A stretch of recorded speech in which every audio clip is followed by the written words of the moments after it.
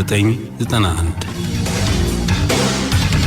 ሀገር ውስጥ እስከ ዓለም አቀፍ ሳይንሳዊና የረቀቁ የወንጀል ምርመራ ውጤቶች እንዲሁም ተረኮች የሚስተናገዱበት ዝግጅት 991 ሰላም እንደምን ሰንብታችኋል የተከበራችሁ አድማጮቻችን። ወንጀል ምርመራ ስራዎች ላይ ትኩረት የሚያደርገው 991 የዛሬው እነሆ ተጀምሯል። ግርማ ፍስሐ ነኝ። መልካም ቆይታ። ሰዓቱ በግምት ከምሽቱ 4 ሰዓት ይሆናል። ሁለቱ ተጠርጥረው አሁን እናንተ ያሰራችኋቸው የመስሪያ ቤቱ የጥበቃ ሰራተኛ የሆነው የኔ ባለቤትና ጓደኛው ከሟች ማሩ ጎሳው ጋር ሲዝናኑ አመሹ። ወደኛ ቤትም ይዘውት መጡ። ቤት ሲጫወቱ ከቆዩ በኋላ ድንገት ባለቤቴ ከጓደኛው ጋር ባይናቸው በምልክት ከተነጋገሩ በኋላ ቤቱን ለቅቄ እንድወጣ አዘዘኝ።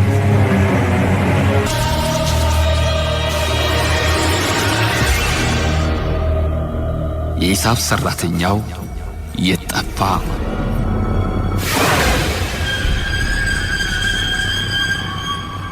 የጋሽና ከተማ ወዲና ወዲያ በሚላጋ ወሬ መናጥ ከጀመረች ዓመታት ተቆጥረዋል።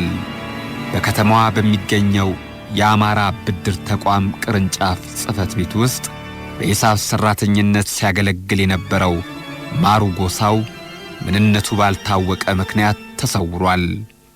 ከዚህ ሰው መሰወር ጋር ተያይዞ ከ100,000 ብር በላይ የሚቆጠር ገንዘብ በመጥፋቱ የተነሳ የበርካቶች የእይታ አቅጣጫና መደምደሚያ አጀሬ ገንዘቡን ላፍ አድርጎ እብሳለ የሚል ሆኗል።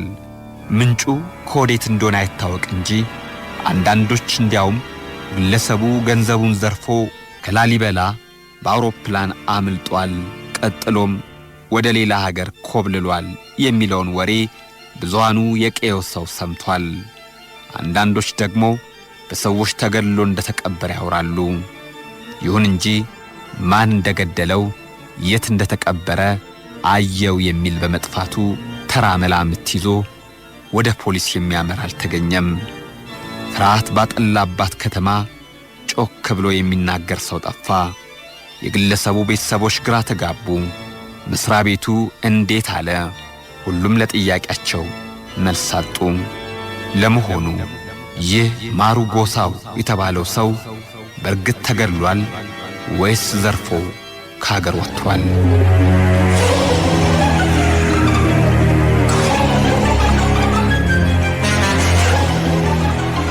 የአማራ ብድርና ቁጠባ ተቋም ጋሽና ቅርንጫፍ ጽሕፈት ቤት የገጠመውን የሆነውን አስቀድሞ 991 በመደወል ለሰሜን ወሎ ዞን ፖሊስ መምሪያ አሳወቀ። ፖሊስም በደረሰው ጥቆማ መሰረት ከዋድላ ወረዳ ፖሊስ ጽሕፈት ቤት ጋር በመሆን ዘርፎ ተሰውሯል የተባለውን የቅርንጫፉን ጽሕፈት ቤት ሰራተኛ በሕግ ጥላ ስር ለማዋል ወጣ ወረደም። ይሁን እንጂ የተገኘ ውጤት አልነበረም። ሰውየው የለም።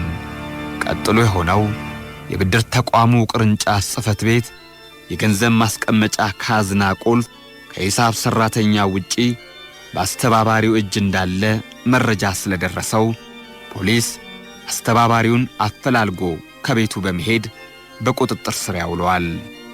አይጥ በበላው እንዲሉ አስተባባሪው አቶ አስናቀ ጥላሁን የተፈጠረውን ነገር እንዴት እንደሆነ ባላወቀበት ሁኔታ በቁልፍ አያያዝ እንዝላልነት ተብሎ የቅጣት ውሳኔ ያረፈበት። ፍርድ ቤቱ ያሳለፈው ውሳኔም ከቅርንጫፉ ጽሕፈት ቤት ከተዘረፈው 130,400 ብር ላይ ግማሹን 65,200 ብር ያህሉን ከፈላለው። ታዲያ ይሄ ግለሰብ መስሪያ ቤቱን ሳይለቅ በወር ከሚያገኘው ደሞዝ 1/3ኛውን ገቢ ሲያደርግ ዓመታት ይቆጠራሉ። በግምትና መላምት ሲፈስ የነበረው አሉባልታ የዓመታት ጉዞ ሳይገታው በየጠላ ቤቱ፣ በየቡና ቤቱ፣ በየቤተ እምነቱና በሕዝብ መገናኛ ስፍራዎች የሚያቆሙ አልተገኘም።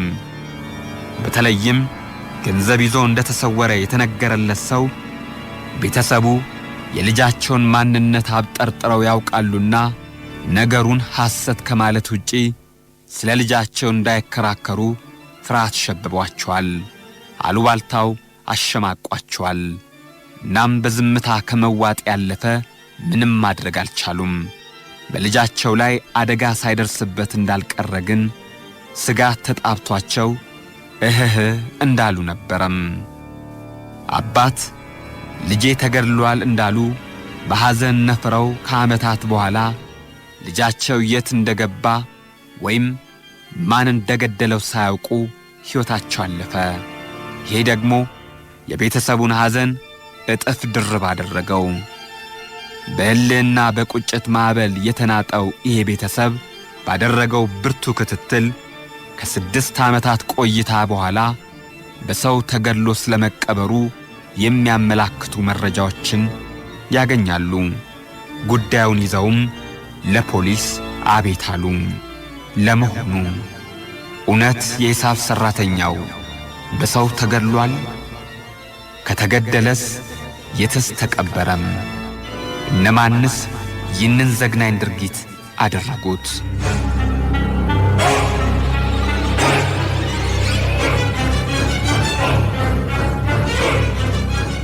ፖሊስ በወቅቱ ጉዳዩን ሲከታተሉ የነበሩ የቀድሞ የፖሊስ አመራሮችና አባላት ይህን አቅጣጫ ለማየት የተሳናቸው ለምንድነው ብሎ ምላሽ ሊያገኝለት ሳይሞክር ወይም የሚመልስለት ሳይኖር ጥያቄውን ጠይቋል። ግን አሁንም ከወደ ጅማሮ ናቸውና ፍጻሜው ያምር ዘንድ ቀደም ሲል የነበረው ክፍተት ዳግም እንዳይፈጠር ለማድረግ ቀጣዩን ምርመራ እንከን የለሽ ማድረግ እንዳለባቸው ተረድተዋል። የአሁኖቹ ጉዳዩን የያዙት መርማሪዎች የምርመራ ሂደቱን ከጀመሩበት ጊዜ አንስተው እያንዳንዱን ሂደትና ክንዋኔ በቡድን እየመከሩ ነበር የሚያስኬዱት። የምርመራ ቡድኑ ሥራውን የጀመረው ማረጋገጫ በሌለው ግን ከጠፋው ሰውዬ ጋር አብረው ያሳልፋሉ ከተባሉ ከሁለት ወዳጆቹ ነበረም። እናም የተቋሙን የጥበቃ ሠራተኛን ከአንድ ግብረ አበሩ ጋር በቁጥጥር ስር ያውላቸዋል። እነዚህ ሁለት ግለሰቦች በቁጥጥር ስር የዋሉ እንጂ ይህ ነው የሚባል ተጨማሪ መረጃና ማስረጃ አላገኘም ነበረ ፖሊስ። የፍርድ ሂደቱን ስኬታማ ይሆን ዘንድ ግን እነዚህ ሁነቶች ወሳኝ ናቸውና ተጨማሪ መረጃ ባለመገኘቱ በጥርጣሬ የተያዙት ሁለት ሰዎች ከ2 ወራት እስራት በኋላ ተለቀቁም። በርግጥ ሞቷል የተባለው ሰውዬ ገንዘቡን ይዞ ወደ ውጭ አገር እንደኮበለለ የሚወራው ወሬ የአብዛኛውን ሰው ጆሮ እየያዘ ከመምጣቱ ጋር ተያይዞ ፖሊስ በዚህ ተጽዕኖ ስር ወድቆ ነበረም። ይሁን እንጂ ውስጣቸው የነገራቸውና በልጃቸው ሐዘን ተኮራምተው የሞቱት አባት በቤተሰባቸው ላይ የዘሩት የቁጭት ዘር ነበረም። ልጄ አያደርገውም፣ እንዲያድርግ ያላሳደግኩትም ሰው ገድሎት ነው ይሉ ነበረም። 12 ዓመት ሙሉ የት እንደገባ የጠፋው ሰው ቤተሰቡ የዓመታቱ መጋለብ መረጃ ከማነፍነፍ ወደ ኋላ እንዲሉ አላደረጋቸውም። ይልቅ ነግቶ በጠባ ቁጥር የወንድማቸውን የመጥፋት ምስጢር የአባታቸውን ቁጭት እውነታውን ከማፈላለግ እንዳይቦዝኑ አድርጓቸዋል። እናስ አሁን ምን ተገኘ?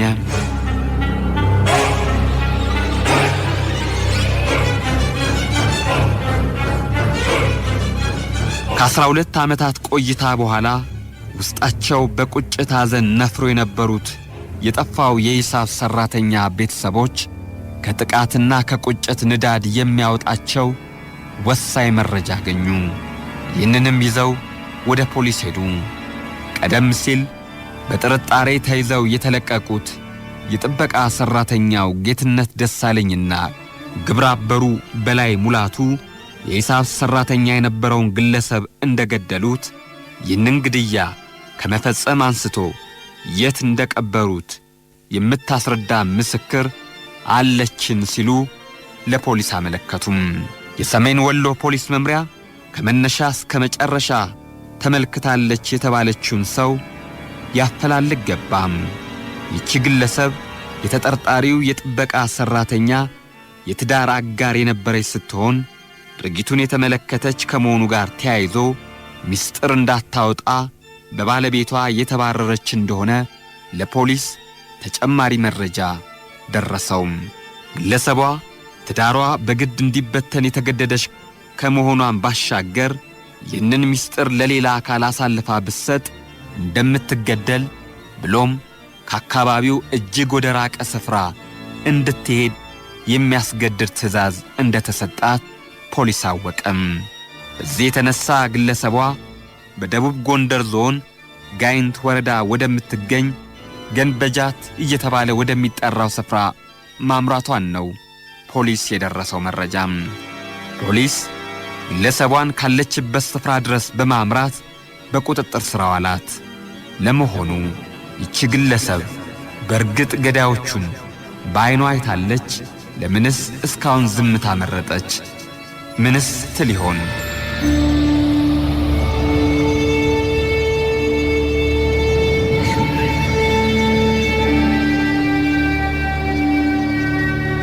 ፖሊስ ግለሰቧ ስለ ሁኔታው ምስክርነት እንድትሰጥ ለማግባባት ብዙ ልፋት አላጋጠመውም። እንዲያውም በዚህና በመሳሰሉ ምክንያቶች ግለሰቧ የቀድሞ ባለቤቷ ላይ የበቀል ጥማቷን ልታወራረድ ይሆን ብሎ ሰክቶ ነበረም።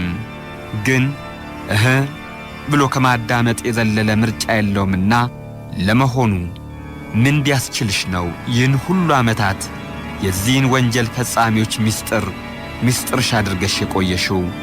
እስቲ ንገሪን ሲል የምርመራ ቡድኑ ጠየቃት።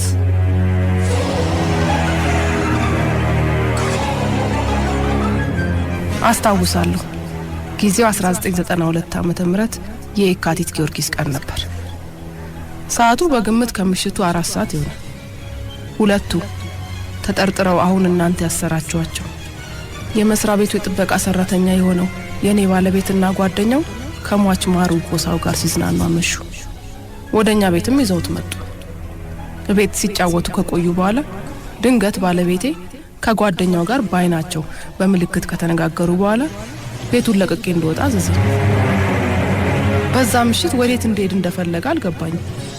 ባልተለመደ ሁኔታ ከቤቴ መባረሪ ለምንድን ነው ብዬ ሚስጥሩን ለመመልከት ከአንድ ጨለማ ጥግ በቅርብ ርቀት ላይ ተደብቄ መከታተል ጀመርኩ።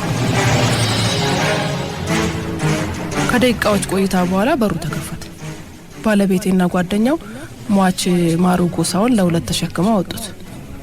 ከመኖሪያ ቤታችን ጎን ለአዲስ ቤት ማሰሪያ ጭቃ ከተቆፈረ ጉድጓድ ውስጥ ቀበሩት። ከዛ በኋላ አፈር ሲያለብሱት በዓይኔ በብረቱ ተመልክቻለሁ። ይቺ መስካሪ ይህ ድርጊት ከተፈጸመ በኋላ ወንጀለኞቹ ድርጊቱን ፈጽመው ወደ ቤት ሲመለሱ በዕለቱ በነበረው ጨረቃ እንደ ጧፍ በመጠቀም ወደ ስፍራው በማምራት የድርጊቱን አፈጻጸም ትክክለኝነት አረጋግጣለች።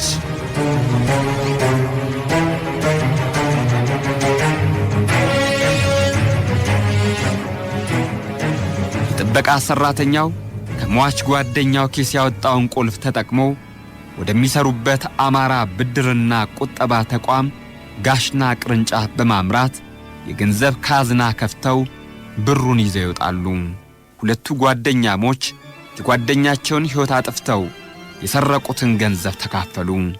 ያ ሳይበቃቸው ብር ይዞ ከሀገር ወጣ ብለው እንዲወራ አደረጉ። ይህንን ሁሉ ለዓመታት እንዳይገሉኝ ብላ የተሸሸገችው መስካሪ ምስክርነቷን ስትሰጥ ገሃድ ወጣ። ከዚህ በፊት ወንጀሉን ስላለመፈጸማቸው ሲከራከሩ ዓይናቸውም በጨው ታጥቦ የነበረ ቢሆንም አሁን ከዚህ ሁኔታ ያመልጡ ዘንድ የዕድል በር አልተከፈተላቸውም። እናም ያላቸው አማራጭ የእምነት ቃላቸውን መስጠት ነበረም። ሳያንገራግሩ ያደረጉትን ሁሉ በዝርዝር ለምርመራ ቡድኑ ተናዘዙ። ፖሊስ እነዚህ የጓደኛቸውን ሕይወት የቀጠፉትን ተጠርጣሪዎች ሟችን የቀበሩበት ቦታ እንዲያሳዩ ጠየቀ። ተጠርጣሪዎቹ ማሩ ጎሳዬ ተቀብሮበታል የተባለው ስፍራ የሟች ቤተሰቦች ህብረተሰቡ በተገኙበት አሳዩም።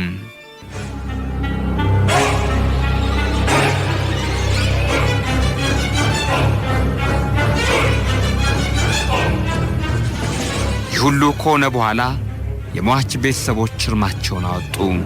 ያለ አግባብ በእንዝላልነት ብሩ እንዲጠፋ አድርገሃል ተብሎ የጠፋውን የድርጅቱን ገንዘብ ግማሹን ይከፍል የነበረው ሰውዬም ንጋትና እውነት ብሎ እፎይ አለም።